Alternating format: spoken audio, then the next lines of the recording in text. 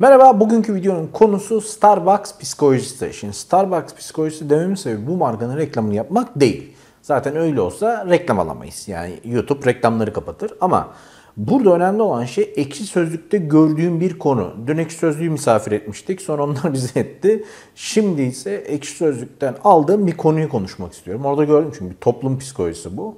Starbucks'ta olmak insana niye bir hava katıyormuş gibi hissettiriyor? Orada da konuşuluyor. İnternet üzerinde bu kadar reklam yapmayan bir marka niye bu kadar havalı hissettiriyor? Kimileri diyor ki işte 3 liralık kahveyi niye 20 lira veriyor insanlar? Neden Starbucks'ta buluşmak daha böyle yabancı kelime kullanacağım özür dilerim cool gözüküyor? Gelin bakalım Starbucks psikolojisi neymiş onu görelim.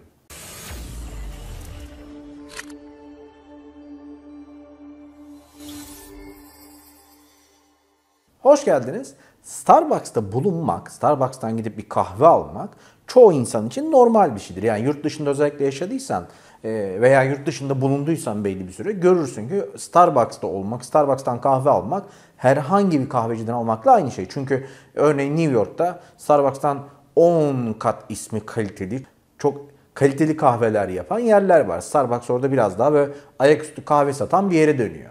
Burada iki şey değiştiriyor. Bir, Türkiye'de Starbucks fiyatlarının yüksek kalması. Çünkü pahalı olan şey değerli gözükür bizde. İkincisi ise bir şeyin en tanınan markası en üstüdür.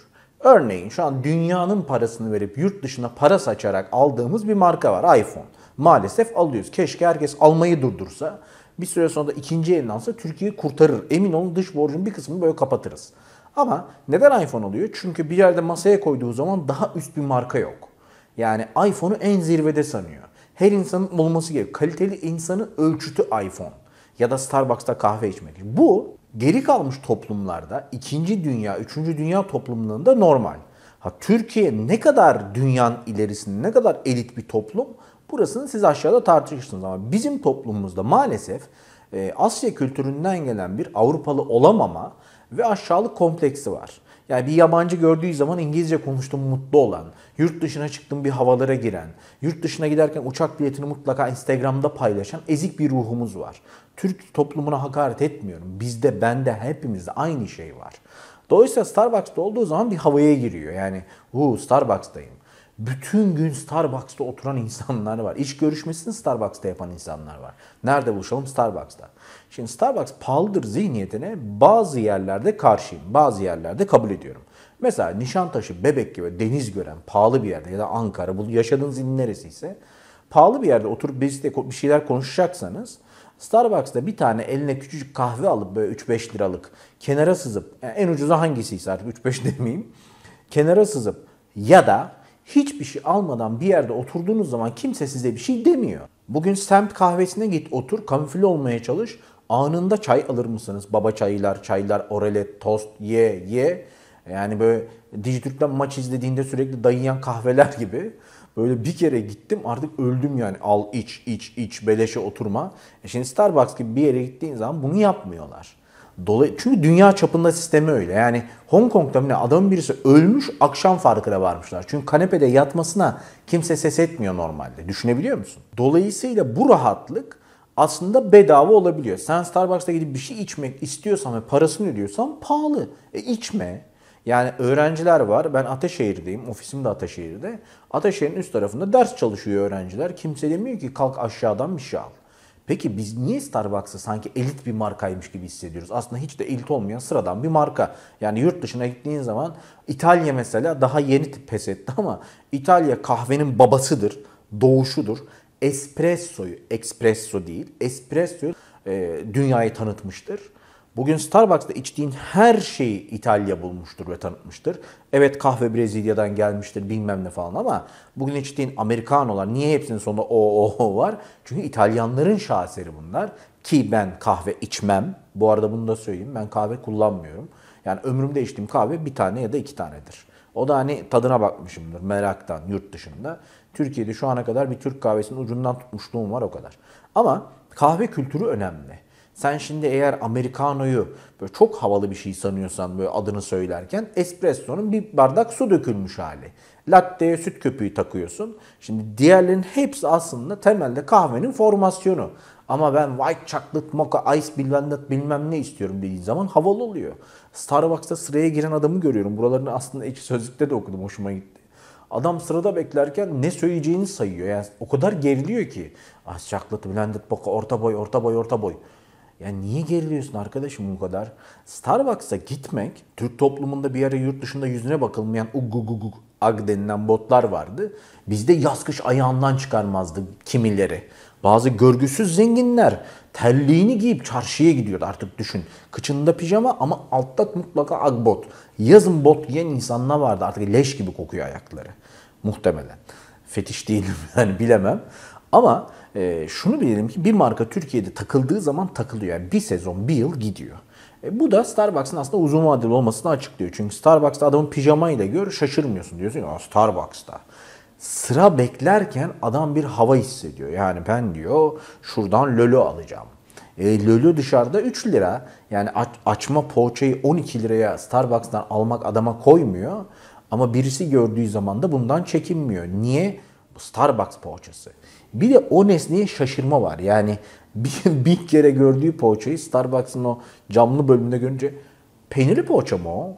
Yani cant kapağı ne olacak? Peynirli poğaça tabii ki. Yani onu sorunca asil bir hava girmiyor ki. Burada çok güzel bir yorum okumuştum. Onu böyle biraz genişletmek istiyorum. Bazı markalarda, bazı mekanlarda bulunmak, özellikle AVM'lerdeki bazı firmaların, markaların dükkanlarında bulunmak size yurt dışındaymış havası katar böyle. Starbucks'tayken sanki Türkiye'de değilsin de yurt dışı havası yaşayan psikolojiler var. Bakın herkes böyle demiyorum. Yani hocam siz de çok abartıyorsunuz. Siz öyle hissediyorsanız aşağılık duygunuz sizindir demeyin. Böyle hisseden adamlar var. Ve o yüzden hoşuna gidiyor. Çünkü o yabancı markanın içerisinde. Starbucks'ın adı Kuru Kahveci Mehmet Efendi olsa girip içeride oturmaz. Açsın Kuru Kahveci Mehmet Efendi. Her gün Türk kahvesi içen insanların yaş ortalaması daha yüksek olur tabii ki. Ve Kuru Kahveci Mehmet Efendi de dükkanın içinde ders çalışan öğrencileri muhtemelen tutmaz. Toplumca yabancı beğenisi, yabancı hayranlığa o kadar yerleşmiş ki birisi kendisini Starbucks'ta gördü mü hoşuna gidiyor. Ya düşünsene, öyle bir marka ki bu. Parasını ödemek için daha içmediğin şeyin bu arada. Hani normalde bir kahvede oturduğun zaman oturur içersin yersin. Çıkarken garson gelir öder. Kahveci gelir öder. Bir kafede otursan öyledir değil mi? Parasını ödeyeceksin daha. Almadın, malı almadın, parasını ödeyeceksin. Parasını ödemek için sırada bekliyorsun. Ayakta sırada bekliyorsun. Ve sırada bekliyorsun yani birkaç kişinin peşinde. Sonrasında da ismini bağıra çağıra seni çağırıyorlar. Böyle bir yerden elit havası yaşıyorsun. Ya git otur başka bir yerde. Yani Starbucks marka düşmanı değilim. Herkes kazansın. Git adam gibi bir yerde otur. Birisi de sana hizmet eder. O da maaş kazanır en azından garsonla. Sen de elitliğini yaşarsın eğer elitlik o ise. Bizim pahalı mağazalarda gözükme fetişimiz en çok AVM, alışveriş merkezlerinde gözüküyor. O da şöyle, çok değerli bir hocamla böyle ödül almaya gidecek TÜBİTAK tarafında. Dedi ki işte benim bir alışveriş çekim var. Doğum günümde bana şey aldılar. X marka bir erkek giyim var. Çok havalı, ismi çok pahalı. Benim doğum günümde oradan hediye şeyi almışlar birleşip bütün okuldakiler. Kartı. Oranın hediye çeki de kredi kartı şeklinde, canlı. Bunu harcamam lazım Haluk hocam dedi. Dedim ne kadar hocam? 1200-1300 lira var dedi içinde. İyi dedim, yürü gidelim. Öğle yemeğinde gittik okuldan AVM'deki o mağazaya. Girdik içeriye. Ceket bakıyor falan filan. Yani takım elbise bakıyor ama tam böyle denk gelsin istiyor tabii ki. 1000-1500 liralık atıyorum bir takım elbise buldu. O psikoloji nasıl havaya girdiyse yelek getiriyorlar. 920 lira. Giyiniyor, beğenmeye başlıyor, aynaya bakıyor. Ya hocam diyorum, aldığın maaş belli, ne yapıyorsun? Çıldırma. Haluk'cum yakışmaz mı? Yakışır da yani bu mudur? Şimdi orada ilginçlik şu. Sen bir markaya ait olduğun zaman hoşuna gidiyor. Ve daha harcamaya açılıyorsun. Örnek, gidiyorsun mesela, tekrardan tasvip etmediğimi söyleyerek söylüyorum. iPhone marka telefon alıyorsun. Veriyorsun 15 bin lira. Bir büyükbaş dana parası veriyorsun.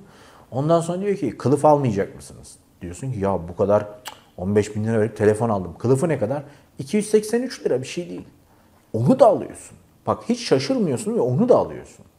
Çünkü görece olarak girdiğin harcama ve riskin yanında o küçük kalıyor. Ve o psikolojiyle alıyorsun. Dolayısıyla sen Starbucks'a gittiğin zaman sana diyor ki hangi boy istersin diyor. Tall Grande Venti. Bak şimdi bir şeyin adı, en küçüğünün adı bile tall. Yani öyle bir yerdesin ki en küçük şeyin adı uzun. Bak psikolojiye nasıl yürüyor. Daha güzel ne olabilir? En küçük şeyin adı uzun. Uzun, tall, grande, büyük, venti. Artık uçmuş yani. Bundan daha büyüğü yok. Bunu içen adam görmedik biz. Bitirebilen yok. Bu sinemalarda da vardır. Böyle patlamış mısır alırsın. Sana şu kadarcık patlamış mısırı 20 liraya iteler. Sonra der ki 3 lira farkla. Bak 20 lira gitmiş zaten. Sendeki psikolojide ulan 20 lira verdim bari 26 liraya kova alayım. Ona da bir koltuk alırım. Hep beraber oturur izleriz. Demiyor ki asıl benim maliyetim 20 lira. Bir küçük mısıra 20 lira verdim. Diyor ki hazır patlamışken ver gitsin. İşte o yüzden 15 bin liralık telefonu 283 liralık kapak alabiliyorsun. O yüzden de Starbucks'a gitmişken ya 15 lira verdim 17 lira da veririm diyebiliyorsun. Bunlar pazarlamanın sana sunduğu alternatifler ve paranın bir tık daha gidebilmesi için seçenekler. Fast food restoranı da aynı psikolojide seni didikliyor. Diyor ki ya 1 lira farkla. Bazılarındaysa tam tersi vardır. Yani bir şeyi alırken, bir yerde bulunurken görülme fobisi vardır. Bu psikolojik bir fobidir. Türk'te de vardır. O mağazaya girmeyeyim. İşte ben Starbucks'a girmeyeyim, beni orada görmesinler. Bir önceki söylediğimin tam tersi aslında. Ben şurada bulunmayayım, beni görmesinler. Bunu dünya çapında araştırmalar gösteriyor ki erkekler ve kadınlarda da objelerin cinsiyeti var. Mesela bir erkek prezervatif, kondom denilen doğum kontrol şeyini alırken görünmek istemediği gibi, hatta mesela diyelim ki eşi için gidip de bir ne bileyim kadın bağı alırken görünmek istemiyor. Bunlardan utanıyor belli bir yaşa kadar. Belli bir yaştan sonra da utanıyor. Ama gidip diş macunu almaya utanmıyor. Yani diş macunu pardon diyemiyorsun. Anlatabiliyor muyum? Kasadan geçerken kimse utanmıyor bunlardan. Ama maalesef halkımız öyle bir baskıyla büyüdü ki ayıp, tükaka yapma, sana yakışmaz, ne derler, ne derler. Artık atıyorum X marka marketten kasadan geçerken onu senin elinde görünmesine utanıyorsun. Erkeğim ben, kadın bağı var. Ya kimse demeyecek ki bu herif acaba kendi mi kullanıyor? Demeyecekler. Yine de utanıyorsun. Çünkü öyle yetişmişsin. Şimdi Batı ile aramızda bir fark varsa ve bundan çekineceksek, yani utanabileceğimiz, ezilebileceğimiz bir fark varsa bu. Batılı bundan utanmıyor. Anlatabiliyor muyum? Ha Batı'nın utanmadığı her şeyi kendimize monte etmeye kalkarsak da arsız geniş bir toplum oluruz. Ama en azından bunlardan artık utanmamalıyız. Yani demiyorum ki herkes gitsin de prezervatif ya da kadın bağı alıp dursun. Ama demek istediğim şey şu: aşağılık duygusunu yenmeliyiz. Bir benzer duyguyu YouTube'da videolarıyla görüyorum. Bazı marketlerde dolaşmak. Adam diyor ki BİM'de dolaştım. BİM'de bilmem ne poşetiyle dolaştım. Şimdi Ekşi Sözlük tarafında da okudum. Sosyal medyanın üstünde de okuyorsun. BİM'de dolaşmayı daha dindar hissederek, işte atıyorum Migros'ta dolaşmayı daha Atatürkçü hissederek yaşayan insanlar var. Siz deli misiniz ya? Deli misiniz ya? Aile ekonominize bakın. Zaten enflasyon belli bir orana çıkmış işte. TÜİK Başkan Yardımcısından gördünüz.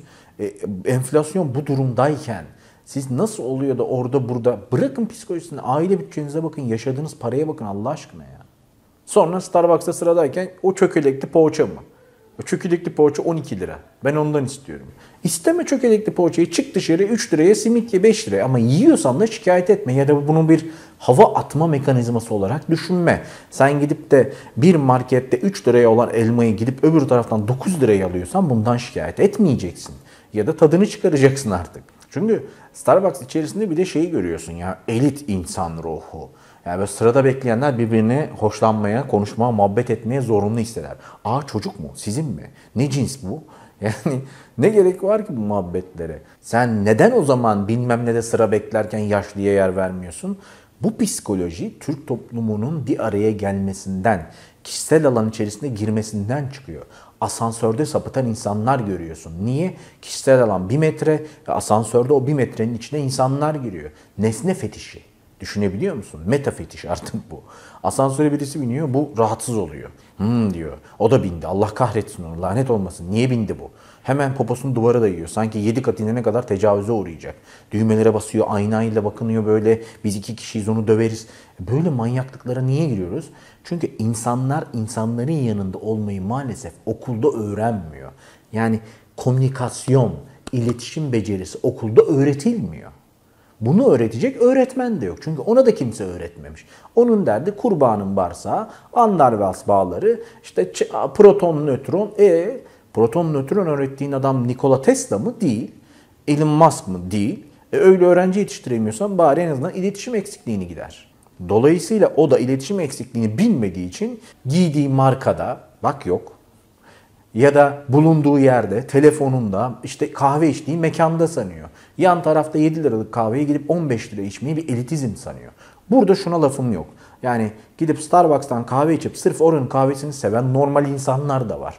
Yani adam oranın kahvesini seviyor. Çünkü kahve gibi şeylerde aroma, koku, tat çok farklıdır. Yani bunu alabilecek diliniz varsa, damağınız varsa, o kahve şöyle ağzınızın, üst damağınızın sıyırarak genzinize gittiğinde ayrı bir tadı alabiliyorsanız, ki böyle konuların eğitimi var. Bakın, kahve, şarap, zeytinyağı, sirke, bunlar tadıldığında tadı anlaşılır. Ve o tadı bir yerde buldun mu bir daha onu kimse tutturamaz. Anlatabiliyor muyum?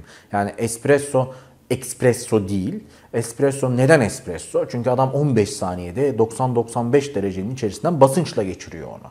15 saniyede öğütüyor onu. Şimdi o basınçla zaten basınç. Bazıları bunu şöyle düşünür. Espresso'nun ismi espresso'dur sanır. Ekspresten, yani çabuk hazırlanmasından gelir sanır. Sadece bu değildir. Asıl pres, yani basınçtır. İlk makineden dolayı. Dolayısıyla o basınçlı kahvenin tadı her yerde aynı değildir. Bu mesleğin bir de bir havası var. Yani böyle Starbucks'ta çalışanlar daha cool, daha havalı. Bu mesleği yapabilmek için, çünkü bazı formüller öğrendiği düşünüyor. Çok gizli formüller. Bunu müşteride görürsün. Kasadan girer içeriye. Ben işte bilmem ne, white chocolate mocha, ice blended, lololo, decafe, delatte, no kafein bilmem ne istiyorum. Hepsini sayar. Ya da böyle bardağı gösterip, bardağın fotoğrafını gösterip, formülünü gösteren adam gördüm ben. Anlatabiliyor muyum? Yani sen de Starbucks'a girip çıkıyorsun hocam diyeceksin. Girip çıkıyorsun.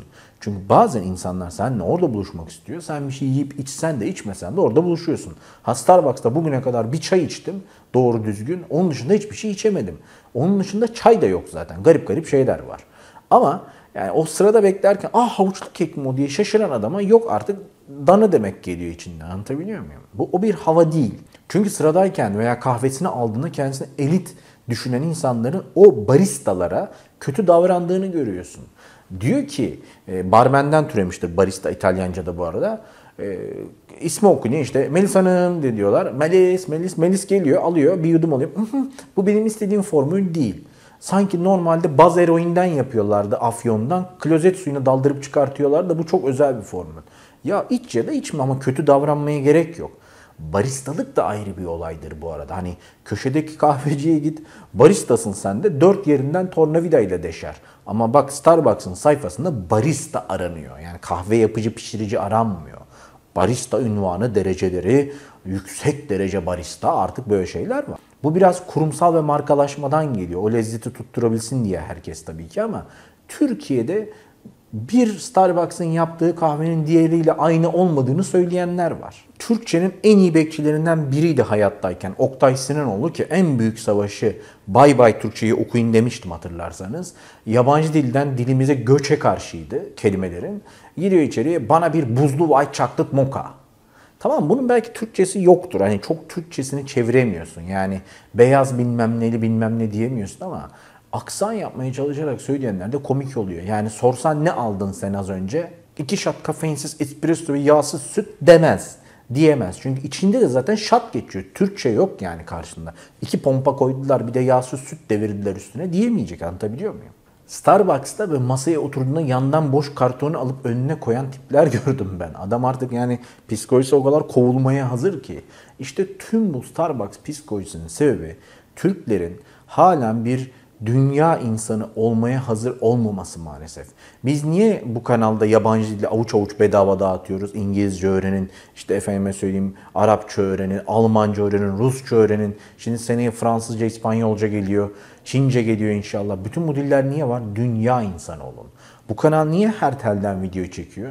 Diyorlar ki ya hocam diyor, siz de diyor her şeyden anlıyor musunuz? Kardeşim, ben her şeyi bilmiyorum. Ben her şeyi öğrenebiliyorum. Benim bir marifetim varsa güzel anlatabiliyorumdur muhtemelen. Ben dahi değilim. Böyle bir iddiam da yok. Ama siz uyurken akşamları ben 2 ile 4 arası uyuyup geri kalan vakitte okuyorum, izliyorum, öğrenmeye çalışıyorum. Yani kitap okumaya eğer ki siz sırf kapağından başlayıp indeksinde bitiriyorsanız o zaman sizin suçunuz. Kimseyi itham etmiyorum ama lütfen dünya insanı olmaya çalışın. Lütfen eğer Starbucks'a girip kahve alacaksanız sırf oradaki kahveye bayıldığınız için girin alın. Ama orada da bir asil ruh, dışarıda da bir ezilme ruhu. Lahmacundan utanmayın. Bir markanın cinliği vardı. Ayran markası. Lahmacundan utanmayın diye. Lahmacun utanılacak bir şey değil. Ama içinde soğan olmasa belki her yerde yiyebileceksin. Kendi Türk markalarına sahip çık. Yani bir mesaj vererek bitireceksek lütfen yerli markalara sahip çıkın. Burada devletimize çok iş düşüyor. %100 yerli markaları sunarsan o zaman Türkiye'de %100 yerli markalara sahip çıkar. Ama biz eğer ki işte iPhone almayın, Samsung alın falan dersek o zaman aynı yere gidiyor ki para. Bir farkı yok. Biz hiçbirini almayalım. İkinci el alalım telefonları o zaman. Peki çok uzattım. Size bir sorum var. Sizin asil bulduğunuz markalar ve beğenmediğiniz markalar nelerdir? Yani bunu davalık hale getirmeyin ama söyleyeyim. Yani ya bu markadan alışveriş yapmayın dediğiniz markalar vardır, yazarsınız aşağıya. Ya da bazı firma ve markalar vardır. Ya bu kaliteli mal üretiyor, benim hoşuma gidiyor. En azından aşağıda bir toplayalım bakalım. Nereden alışveriş yapmak sizi daha iyi hissettiriyor. Ben Ümit Tatar. Bir sonraki videoda görüşmek üzere.